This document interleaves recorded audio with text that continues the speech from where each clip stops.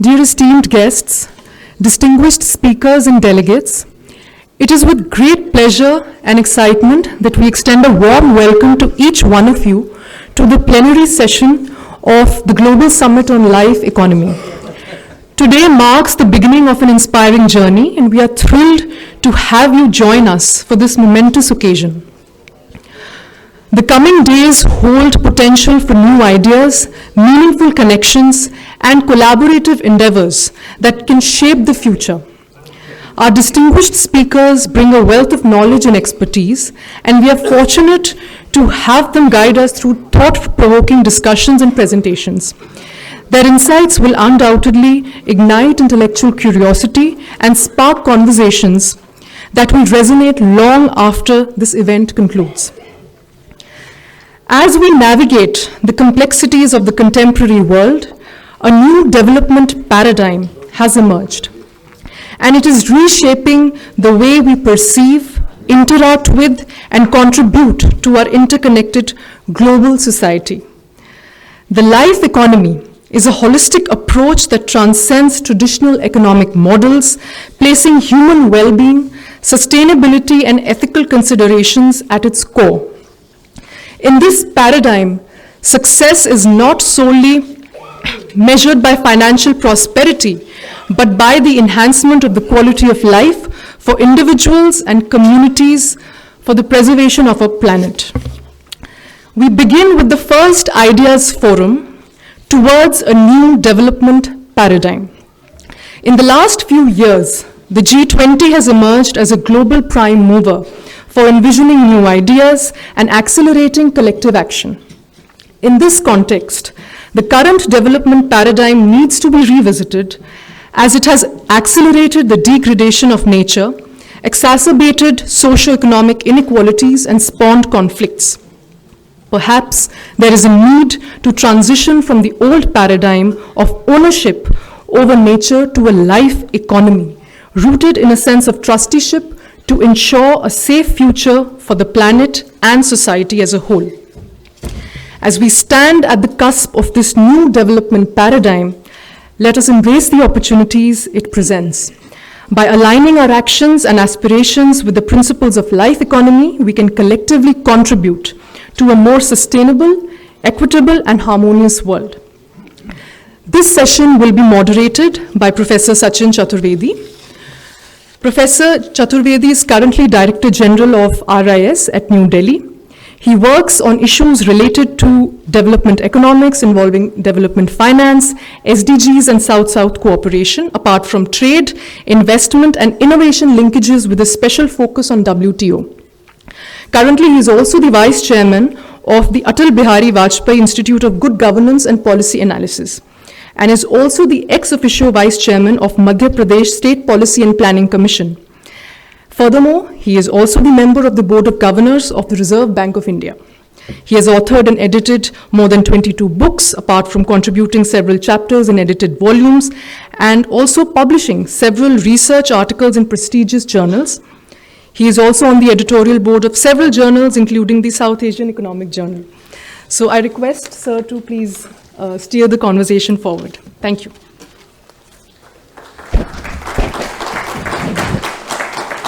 I'm just moderating the session, so no need for such detailed introduction, but thanks Amanat. Good morning, everyone. Very warm welcome to this morning and great session that we are expecting today. Being in academics, I think all of us love to discuss what should be development paradigm. And I think this is favorite subject for several of us who come in from different subject streams. What kind of development model we really want? What are the deficiencies in the current development model? Why a new development paradigm is needed? The other day with my colleagues in RIS, we had one session dedicated one morning on what is a paradigm. How do we define a paradigm? Very often we very quickly use the word paradigm shift. We don't realize in academic literature there is huge commentary available in terms of when exactly paradigm shift happens, what are the parameters on which you should assess a specific paradigm, what framework we follow when we talk about paradigm shift, and when exactly the shift happens. So there are several commentaries that are available, and particularly in the journal called Research Policy, there are 3 different issues in last 10 years that have come, where this has been discussed at length in terms of how we define a paradigm and what are the variables that we should factor in when this paradigm shift happens. But to me, the essential test of a paradigm shift is from trust. So when people lose trust in the development model, you can think that time has come to shift that framework, and that probably may catalyze the shift of development model or the pathway that we have chosen. And this is something that at Indian Economic Association we have been trying to explore as to what parameters and frameworks we have. Today in this session, we have also partnered with Indian Economic Association. I'm extremely glad that the members, the president, the secretary, they all are here led by Professor Malhotra, Professor Kanak Sabapati. So this, I think, something which is extremely important. India's G20 presidency, led by Sherpa, we heard yesterday, but today I'm extremely privileged and delighted to have Ambassador Abhay Thakur, the Sous Sherpa, who actually took care of the substantive part of India's G20. So there was the bandobast component of the, as it is called, the arrangements of the mega 1 year long celebration. People are tired of 1 day weddings, but this was 365, and you can imagine the amount of energy that it required. But it was equally engaging in each of those meetings what substantive agenda would go. The other day when I was sitting with him in his office, a document was being finalized of all the annexures which were mentioned only in one line in the G20 leaders declaration. They were being collated together, and he read out the last page number, which was 4,448. So you can imagine the amount of work that has been produced under his leadership, under his guidance and hand-holding with all the ministries that were involved, all the state governments that were involved, the engagement groups that were involved. And this has given a mega impetus in terms of how India looks at the development finance, the development paradigm, and also the way resources and paradigm would be linked. So this is something which is extremely well articulated with the initial statement that Prime Minister Modi made at the COP21 in Paris of we addressing our lifestyle.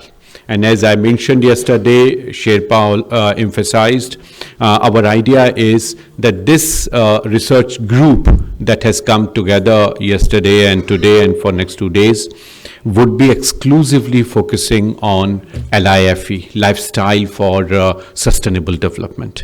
And this is something where the behavioral economics, the development economics, the public finance, the environmental sciences, forestry, you name it, and everything is connected. Just over tea with Professor Mehra and Professor Sita Prabhu, we were discussing about the idea of confining it only to environment. No. The mandate within India has gone from our National Institute for Transforming India, NITI Ayog as it is called here. So NITI Ayog to Ministry of Environment and Forest. But it is not about environment alone. Sustainable lifestyles come in from our beliefs, from our consumption system. And if consumption system has to get transformed, it is individual nudging. But individual nudgings are motivated and inspired by ethos and practices governments follow. And if governments give too much emphasis to monetary value of our life, if we are too much obsessed with how GDP's base has to be expanded, and that obsession for GDP undermines the accounting of natural resources, their depletion, GDP growing up and natural resource base depleting, that kind of development question is what I was raising in the beginning, the idea of trust. So if in Brazil people have questioned the development paradigm and have given their verdict, and we have seen the change of leadership in Brazil, it has largely happened because the faith of expanding economic base of Brazil ending up as part of OECD development group of developed countries group at the cost of Amazon, then the trust question comes up. And this is where people have to see. The other issue here is also of ethics. So trust and ethics are two important dimensions which are important. With one of the biggest economy in the world and Lehman Brothers is happening to you, there is question of bringing in ethics in our development paradigm. If Germany is getting access to credit at 0% rate of interest and Ghana has to pay 8% rate of interest for same quantum of capital, there is question of ethics. So trust and ethics, they are two important dimensions for me in a development paradigm. This is also in terms of what instrumentalities we think of. And the third part comes in terms of sustainable consumption and production. So whether economy is growing with sustainable consumption, whether economy is growing with sustainable production patterns, they are important. So trust, extremely important, ethics, and third is SCP, sustainable consumption and production. So these three elements are extremely important for a paradigm that we are looking at. So whether we are assessing Harrod Dormer, whether we are assessing Solo or any other development paradigm, we need to see where we look at trust, where we look at ethics, where we look at sustainable consumption and production. The fourth component of this comes in terms of role of actors. And role of actors is coming in not from profit-making transnational corporations who are evading tax, but more importantly, socially motivated enterprises. So that's the fourth component, socially motivated enterprises. And I'm glad that Hirad is here, who would bring in this dimension of social enterprises and how the rise of fourth sector is something which is extremely important. All this is connected, as I said, ethics with finance, and I'm so delighted that Sony, on my request, could join this panel. He was speaking in another panel, but I have requested him to join this panel because he's the one who has contributed in most of the committees of OECD DAC, where OECD has focused on raising of global capital and resource base for the global development finance. So this is something which is extremely important. All these four elements that I have mentioned are focus of our development paradigm that we are talking of through life. And our idea is that this research group should collate energy, should collate ideas. Yesterday we launched one publication which has come out from Task Force 3 of the T20, which we had great privilege of steering. Around 23 papers are there in the volume, and we have captured all the details as we see of this. I was very surprised to see the hefty volume that we could release yesterday, but this has come out extremely well. I thank all the authors who have contributed to this and have given in the kind of ideas that we are taking in. One last point that I want to mention is that this idea of lifestyle for sustainable development is not a threat to anyone's existing lifestyle. Very often developed countries, particularly as I'm sure Ambassador Abhay Thakur would mention, there were dissenting voices in terms of what at some point one of the US presidents said, our lifestyles are not for grab. So don't think of copying our lifestyles. And even if you are growing, you cannot copy our lifestyle. So this question of lifestyle is encouraging everyone to bring in sustainability, circular economy. And this is the crux of the whole idea. So everywhere, everyone, whatever we are doing, how we can reduce carbon footprint of development. That's the idea. It is not in terms of how we are going to go forward with the kind of uncertain future that is there. And this is something which, as Indian presidency said about Vasudev Kutukam, the idea of the one world, the idea of Ubuntu, which I'm sure Rajendran, I don't know where he's sitting. Yes, happy birthday to you, by the way. Thank you. So, from South Africa, he would very often tell us about the idea of Ubuntu, and in Brazil, which is going to be the presidency from 1st of December, they talk about Sume Karjai, the idea of one world. So, all the three leading G20 presidencies, India, Brazil, and South Africa, all the three have this civilizational expression of one word, which explains the idea of one world commitment of these three countries. So this is the broad context I wanted to set, and I'm not a speaker. I've taken a lot of time, but I wanted to mention these four features of our framework, which I'm sure would bring in the idea that we have. The flight for Andres is still delayed. He was with me in Cape Town yesterday, and today he should have come in the morning, but the flight is delayed. He would join us. We have great privilege of having Ambassador Abhay Thakur, who is Special Secretary now in the Ministry of External Affairs, but Sue Sherpa for India. I would request him to take the floor. Thank you.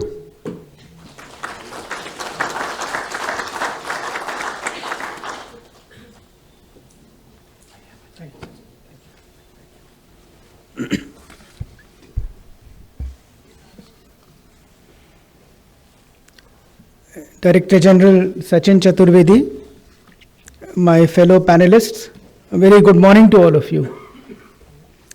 You know, in the brief 10-15 minutes that I've spent here in this room, and also in the preparation, of course, years for our presidency, I think my task has been made very, very easy, because in many ways, what I would have said and emphasized is already been, internalized and being taken forward by the academic community, by stakeholders when they talk of this concept of life. I think my biggest task, if I may say, on this podium today is to say that on behalf of the G20 Secretariat, on behalf of the Government of India, that you are on the right track. That's the key message. I don't want to add, so many thoughts and ideas that are there about it, but you are absolutely on the right track. This is what the message, one of the key messages that has come out from the Indian presidency and the G20 this year is about sustainable lifestyles, which is one of the elements, if I may, of the uniquely Indian approach to G20. In fact, with some, I'll try and speak frankly a little bit here. When we started off our preparations, we were not 100% certain how we should shape and prepare our issue notes, our issue papers, our narrative, what should be our deliverables. This is a very complex forum. Where do we go from here? We have heavily politicized agenda, geopolitics. So what does India do? How and what do we then contribute? Do we look therefore at an incremental approach from what has been happening in the G20 in the past and improve upon it and add value to it, or do we look at something which is different and try to bring in as many new concepts from the global south perspective? And I think with all due respect, I would also want to add that we had a choice to make whether we want to work very closely with a large number of consultants, both internal and external, or do we want to look within our country, look at existing structures, government programs, ideas, thoughts, and try and develop them. And I'm glad we chose the latter. There was an easy way. There are the big accounting and consultancy firms, and you can always work with them and work on an international narrative. Of course you can. And also, but then I think in this whole process, the idea of what India could bring to the world table would probably have been lost. It was difficult, and it took some doing. I am happy to say that we got almost all the concept papers and notes produced, which were circulated in the G20 and got traction on all working groups and all mechanisms. And you all know a lot about them: disaster risk resilience, Startup 20, energy transition, health, global health initiative, traditional medicine. So many ideas, logistics for trade, were uniquely and strongly felt by India as pain points, pressure points in global economic collaboration.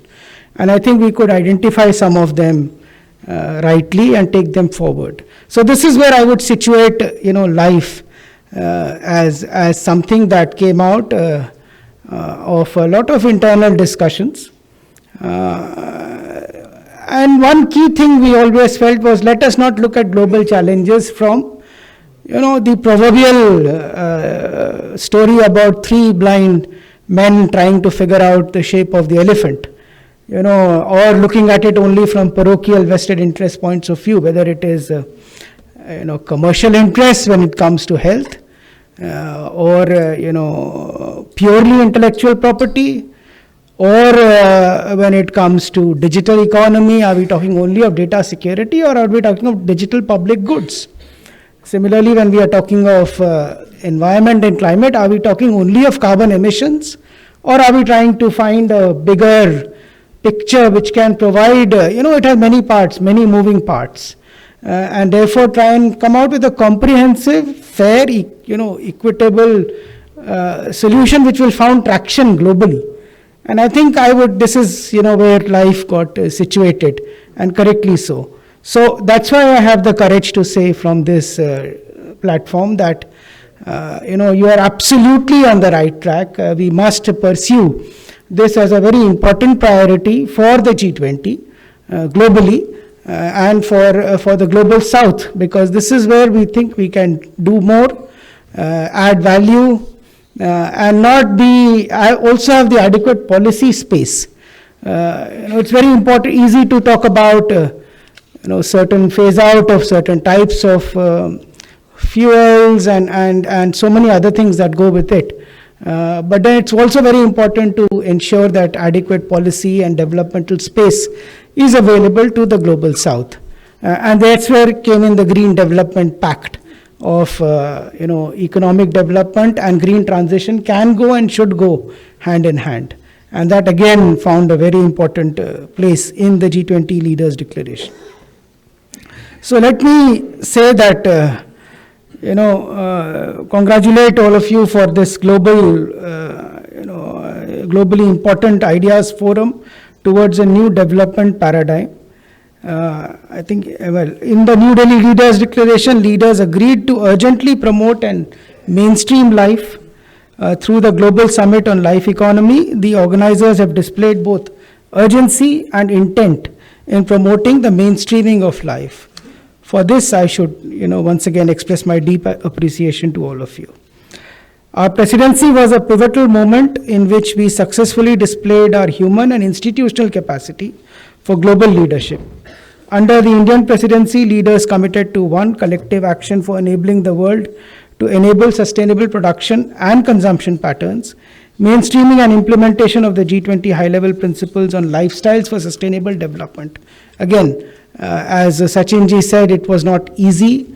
There was a lot of questioning and discussion when we on the high-level principles for life, from political opposition to this being an Indian concept, and not agreeing to a very Indian acronym, was also a major point of discussion among G20 members. And also politically, what do we mean by life? Does it impact lifestyles? As again Sachinji said about us, US President's, what he said, were very important concepts, and therefore what we could come out with was probably a more rounded and more acceptable landing ground in classic G20, compromise format, but the essential message remained intact of promoting lifestyles for environment initially, and presented as lifestyle for sustainable development in the G20.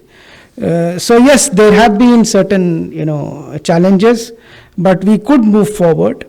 The key for us was mainstreaming and implementation of collective actions for embracing sustainable production and consumption patterns. It's not a small endeavor, and it will require revisiting, reassessing, and recalibrating our relationship between the environment, our economy, from a static take, make, dispose model towards a dynamic model that is built on circularity of materials. We are witnessing measures that are paving grounds for an emergence of a circular economy. Our presidency has provided a platform to promote circular economy at scale by launching the Resource Efficiency and Circular Economy Industry Coalition. This I consider a very important deliverable. The RECEIC, the Circular Economy Industry Coalition between government and industry. But circular economy is only one aspect of circularity. We need to make deeper changes by promoting sustainable lifestyles at individual, business, and institutional levels. But if we want to see changes at a deeper level, we would not only require new business models, but a fundamental shift in our norms so that our production and consumption choices, patterns, and systems are reshaped. We are having several challenges. Most recently, Sherpa Shri Amitabh Kanji has spoken about, how developed countries are lagging behind hugely in their NDCs, despite the climate commitments. 40% emissions above the NDCs on a number of developed countries, while India has achieved a number of its NDC 9 years ahead of schedule. So we need to show that we are serious, globally. India has walked the talk in whether it's energy transition or climate or and so many other. We need to see much greater traction if we have to, be anywhere near Paris commitments. So the Ideas Forum today is rightly focused on the new development paradigm, because we are not just talking about new ideas, models, and strategies, but about a whole paradigm shift. A paradigm shift involves a major change in worldview, concepts, as well as practices of how things are done. The concept of life economy has the potential to deliver this paradigm shift at scale.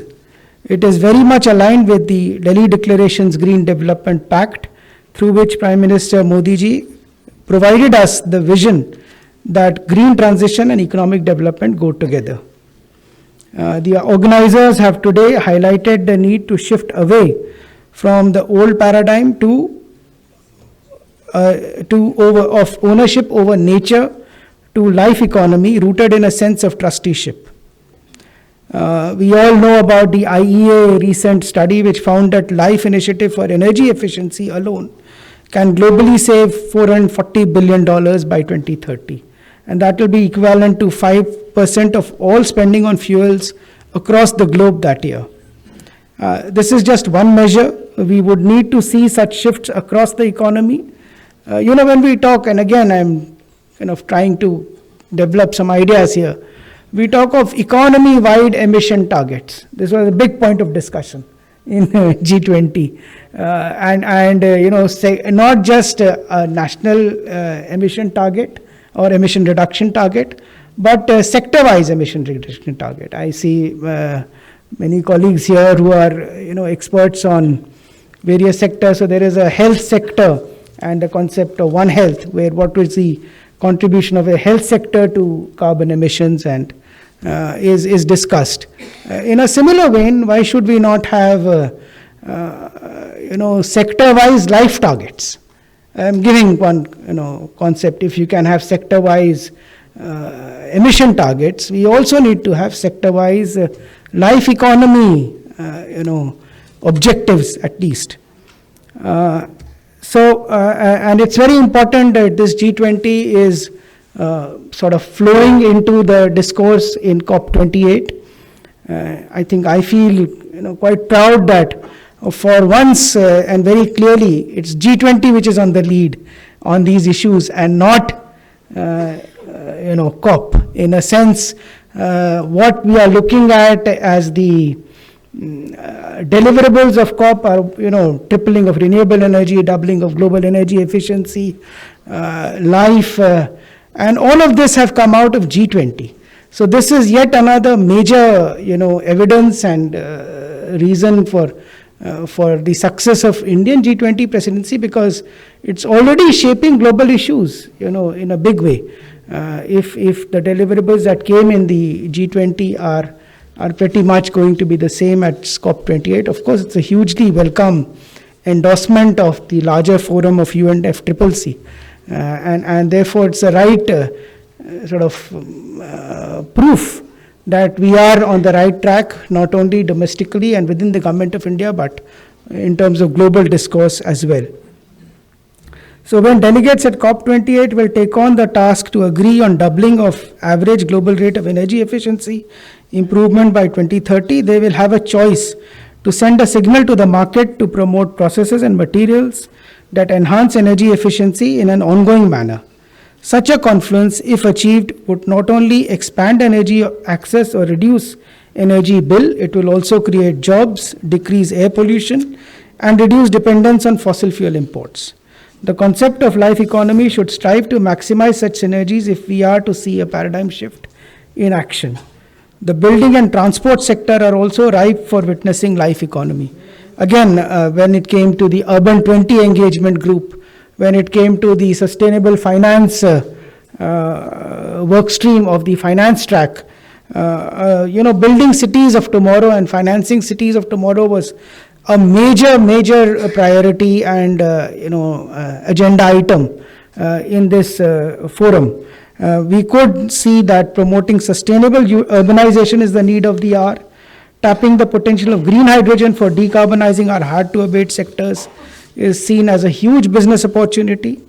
The concept of life economy can provide impetus to the investors to consider the importance of green hydrogen over other colors of hydrogen that may be financially attractive but do not provide as much decarbonization potential as green hydrogen. So we should also be cognizant that emergence of a new development paradigm will not witness a linear progression of uptake. The stakes involved are unprecedented, opportunities arising are numerous, and there is risk involved in any pathway that we choose. To repeat an old adage, this is both a challenge and an opportunity. However, I am certain that for those who are willing to be at the vanguard for this paradigm shift, they will reap the rewards that come with technological and societal evolution. That is the need of the hour. And one final point, we came in, we gave a lot of importance and discussion, which is again not happened so much in the G20 before, of developmental cooperation. How should, not only in the context of debt sustainability, but also more about how they can help in achieving SDGs sustainably. And therefore, development cooperation which is transparent, which is driven by local priorities, needs of the recipient country, based on certain quality and local community ownership. These were the principles that have been enshrined, in the Foreign Minister's declaration, much earlier this year in March, on development cooperation. And this again, I would say, is an important area where life, could come in. Again, within the G20, what we are trying to do, I would say we are still in the process of trying to see if we can work out a life monitoring or a life tracking mechanism. Again, as an insight, I would add that, we had discussions on the new collective quantified goal for climate finance going beyond the $100 billion. And an important word that we could bring in was trackable. transparent and trackable new collective quantified goal, so that we know where we are at every point of time. So trackability and monitoring could be one other area where we could develop further during a Brazilian presidency. So in conclusion, let me thank the organizers and colleagues here today for raising this very important question, and for inviting me to be a part of this August gathering. I wish you all a fruitful discussion, and wish to join hands with all of you in taking this forward. Thank you.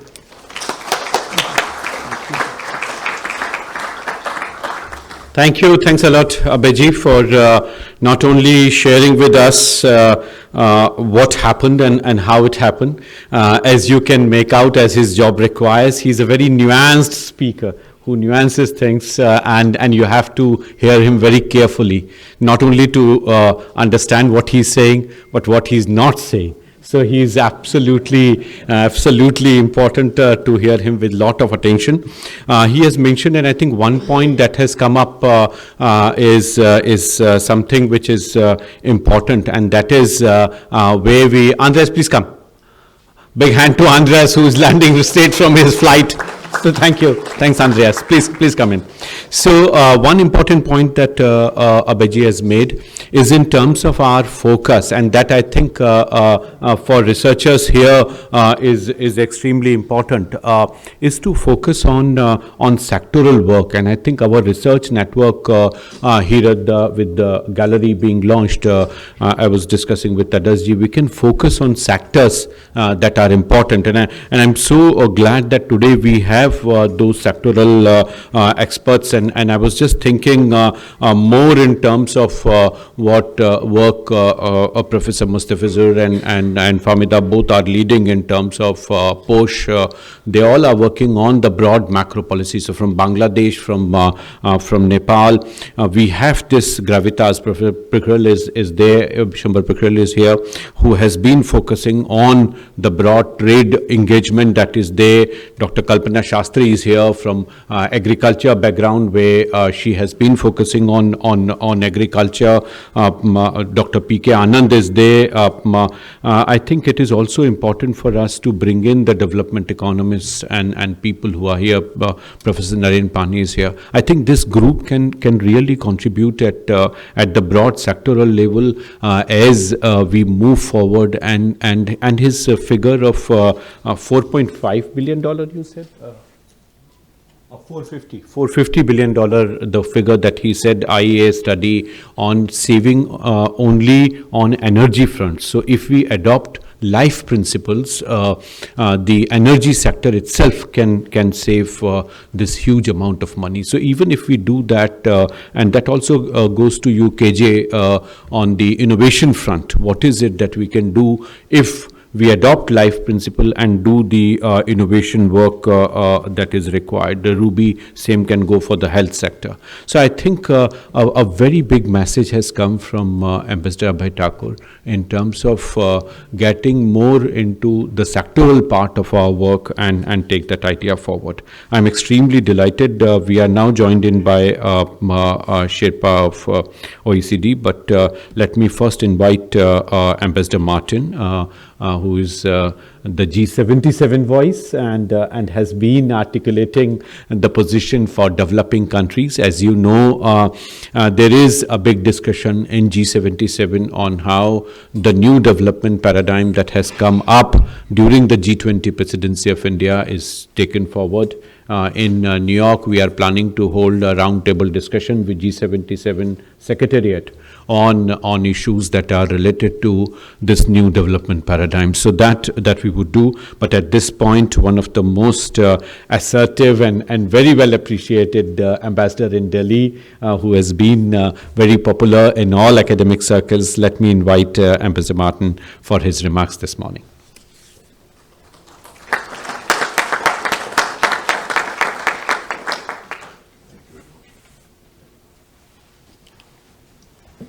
So good morning, namaskar everybody. So first of all, I would like to express the gratitude for the invitation and to the RIS for the organization of this important event. The topic of this forum towards a new development paradigm allows me, in my presentation, to delve into the urgent need for the new look at the countries of the South, at the countries of the Global South. Those that need a new development paradigm more than anyone. I would like to recognize from the Cuban position the efforts doing by India in order to give a voice to the Global South. Cuba has been and will be together with India in these efforts, and we have been participating in the two summits organized in order to give the voice to the Global South. For Cuba, the international solidarity with the countries of the Global South have not been a mere words, but has been an active and fundamental principle of our foreign policy for more than 60 years.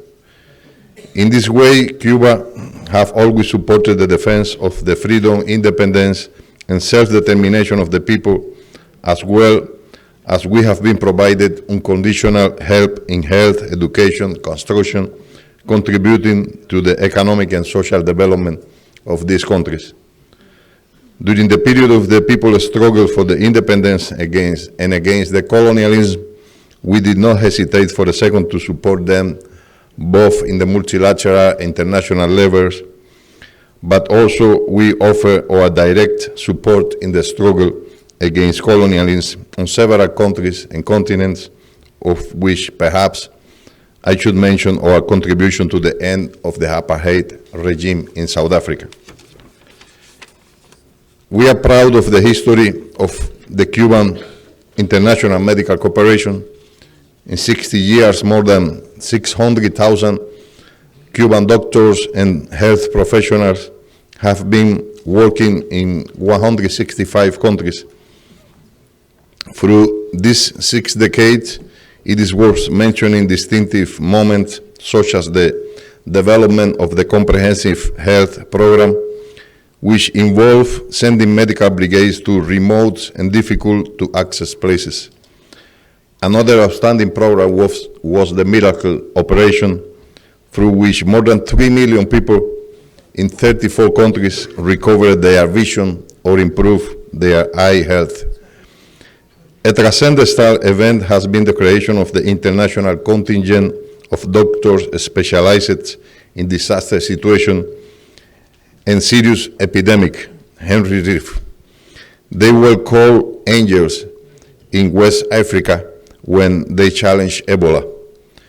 More than 5,000 of their members fought the COVID-19 pandemic in more than 50 countries, grouped in 57 brigades. So we cannot fail to mention the creation of different faculties of medical sciences in different countries, the Latin American School of Medicine in Havana, which give the opportunity to study medicine for young people from the poorest places of all continents. Right now, more than 25,000 Cuban doctors and health professionals serve in 57 countries. And we have done all this in the middle of adverse economic conditions in Cuba, imposed by the most infamous and criminal economic, commercial, and financial blockade imposed by the government of the United States. Cuba has been and will be committed to the interests, aspirations, positions, and dreams of the countries of the South. And on this occasion, talking about the Global South, I cannot omit our full solidarity with the Palestinian people, with their right to have their own territories, their own states, and their own capital in Jerusalem East. We think that this is the only way for the peace. This is the only way for the long-standing and serious solution to this conflict. The interests of the Global South are the interests of the majority of the planet. The Global South face colossal challenges which are a consequence of the unjust international order to which we have been subjected and which remain in force. Global inequalities have expanded to the detriment, of course, of the people of the South, who have been the main victims of the current multidimensional crisis that the world is suffering, of the cyclical imbalances in the international trade and finance, of the abusive, unequal exchange, of the scientific, technological, and knowledge gap, of the effect of the climate change and the danger of progressive destruction and depletion of natural resources on which life of the planet depends. That is why the democratization of the system of international relations is essential. It is the people of the South who suffer the most from poverty, hunger, misery, death from curable diseases, illiteracy, human displacement, and other consequences of underdevelopment. Many of our nations are called poor, when in reality they should be considered impoverished nations. And it is necessary to reverse that condition into which centuries of colonials and neocolonials dependence plunged us. Today we have an international financial architecture that perpetuates disparities and forces the South to immobilize financial resources and go into debt to protect itself from the instability that the system itself generates, which widens the pockets of the rich at the expense of the reserve of the poorest, the 80%. It is without a doubt an architecture hostile to the progress of our nations.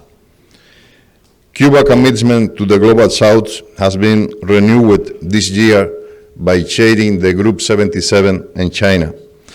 This is a group that has the immense responsibility of representing the interests of the majority of the nations on the planet.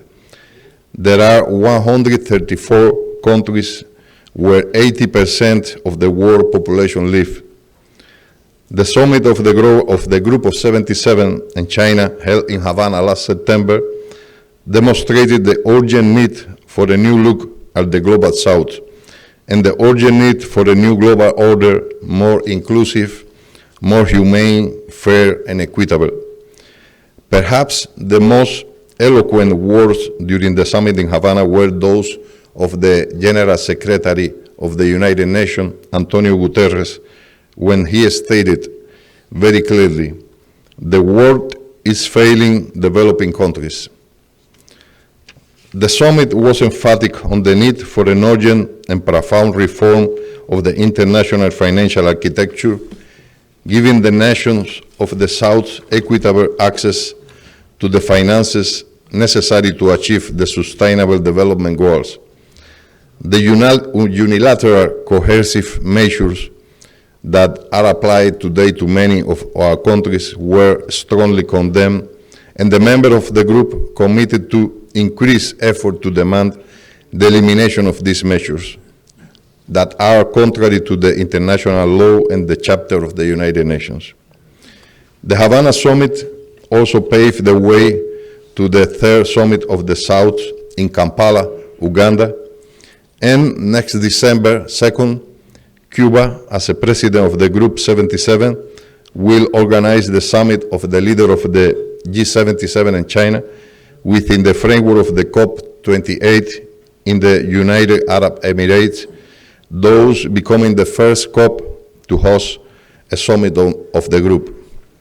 So I would like to finalize with a very important idea that we in Cuba, we all know, and we summarize our vision to the world, which is homeland is humanity. This vision comprises the same ideas, principles of the important Indian concept, Vasudeva Kutumbakam. And with that vision, we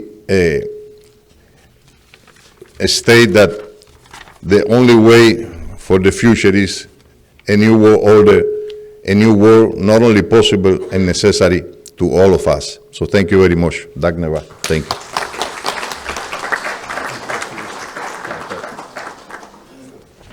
Thanks, Excellency, for your remarks this morning. Let me now